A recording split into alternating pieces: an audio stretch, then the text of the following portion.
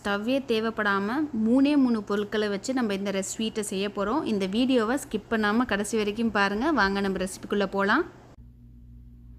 இப்போ ஒரு பவுலில் நான் 1/2 கப் அளவு பால் பவுடர் சேர்த்துருக்கேங்க.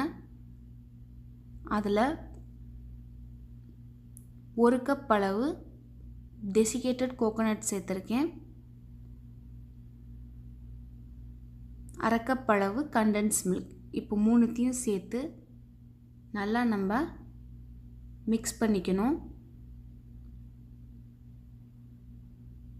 நல்லா மாவு பதத்துக்கு, அந்த சப்பாத்தி மாவு பிசைவோம் இல்லையா, அந்த பதத்துக்கு மிக்ஸ் பண்ணி நான் 2 போர்ஷனாக பிரித்து வச்சுட்டேன். ஒரு போர்ஷனை தனியாக வச்சுட்டு இன்னொரு போர்ஷனில் வந்து நான் ஆரஞ்சு ஃபுட் கலர் சேர்த்துருக்கேன்.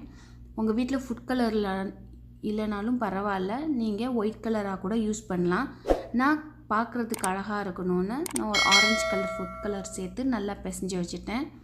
இப்போது கீழே வந்து பட்டர் பேப்பர் எடுத்திருக்கேன். உங்கள் வீட்டில் பட்டர் பேப்பர் இல்லைன்னா நீங்கள் ஏதாச்சும் பிளாஸ்டிக் பேப்பர் கூட எடுத்து அதில் இந்த மாதிரி ரவுண்டாக மாவை வந்து திரட்டிக்கங்க. இப்போது ரவுண்டாக திரட்டியாச்சு. இப்போ இதிலே நான் ரெக்டாங்கிள் ஷேப் பார்க்க போகிறேன். நம்மளோட ஒயிட் கலர் பேஸ் வந்து ரெடி ஆகிடுச்சு, ரெக்டாங்கிள் ஷேப். இப்போ அதை தனியாக எடுத்து வச்சுட்டு இப்போ ஆரஞ்சு கலரை வந்து நான் சப்பாத்தி கட்டை வச்சு நல்லா தேய்ச்சிக்கிறேன். தேய்ச்சிட்டு இப்போ அந்த ரெக்டாங்கிள் ஷேப்பையும் அந்த ஆரஞ்சு கலர் மேலே வச்சு அதையும் நம்ம இந்த மாதிரி ரெக்டாங்கிள் ஷேப்புக்கு பண்ணிக்கலாம். பாருங்கள், இந்த மாதிரி அழகாக நவுத்தி ஈவனாக ஆக்கிக்கோங்க.